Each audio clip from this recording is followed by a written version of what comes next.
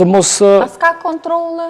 Të mos se kam dëgjuar gjatë ditëve të fundit, veçanërisht pas ngjarjes që tronditi gjithë opinionin publik, kam parë një dëshirë për protagonizëm nga individ caktuar, nga pseudo-ekspert që dalin edhe vetofrohen të japin ekspertiza qoftë dhe për ngjarjen, por qoftë edhe për mënyrën se si zgjedhet. Në rasti konkret, neve duhet kuptojmë që shteti ka disa rregulla. Dhe rregulli i parë, normalisht, është që me kushtetut t'i garantohet jeta dhe prona çdo qytetari shqiptar. Tani çfarë ndodh? Ndodh kjo që zjarri kur vjen, sepse njerëzit interpretojnë sipas mënyrave të veta, marrin disa informacione të segmentuara, qoftë nga Google, qoftë nga ChatGPT-ja dhe i hedhin aty. Por kjo çfarë sjell një dezinformim në atë part të opinionit publik, por heq dhe vëmendjen nga problematikat kryesore të fushës, të cilat duhet të diskutohen në nivel teknik.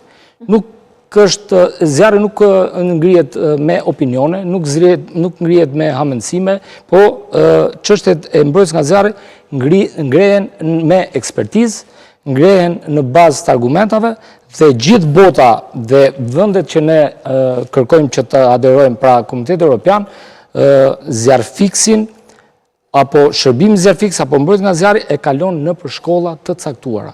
Pra këtu aktualisht mungon aja, mungon shkolla dhe trajnimi i zjarfiksve për në rastin e ndërhyrjes, por nuk do mbere me atë pjesë se nuk du ty në teknikalitetet, ndoshta dhe Albani mund të ceki pak më vonë si ish pjesëtar i shërbimit, por unë do citoj vetëm ligjet. Pra ato që neve sot kemi në dispozicion, dhe sot kemi një ligj që është rishikuar në vitin 2015 dhe është aktualisht në fuqi, ka boshllëqe? Që ka jashtëzakonisht shumë boshllëqe.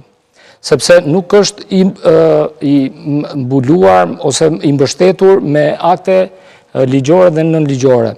Ka disa rregullore, në të kundërt të disa shprehjeve, disa njerëz që jo ka, jo për nuk ka. Ekzistojnë disa akte nënligjore, të cilat janë në zbatim të ligjit në fjalë, dhe që ndërtojnë një ikon të zinxhirit nga starti i projektit e deri në përfundimin e zbatimit të atij projekti.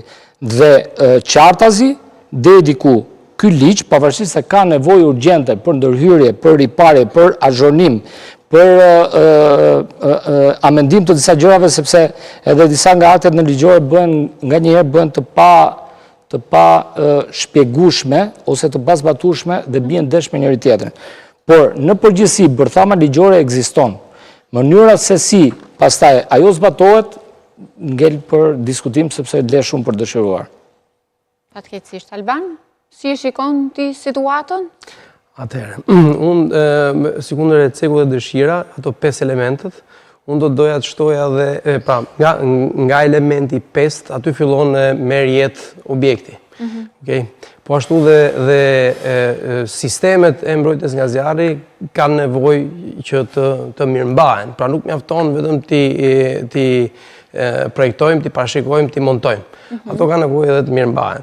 Elementi tjetër që është shumë i rëndësishëm kur objekti fillon me jetë është faktori njerëzor. Pasi faktori njerëzor, nëse themi të gjitha ato elementet janë parashikuar mirë, faktori njerëzor mund të jetë shkaktari i në këtë rast zjarrit.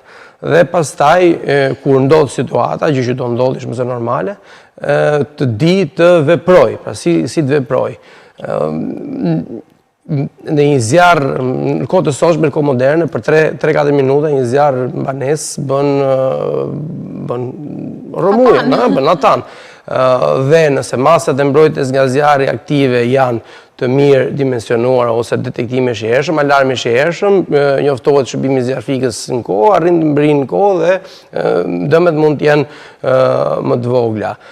Po ashtu dhe nëse masat pasive të mbrojtjes nga zjarri janë të mirë projektuara, të mirë dimensionuara, do bëjnë të mundur izolimin e zjarrit mundësisht aty ku ka qenë vatra.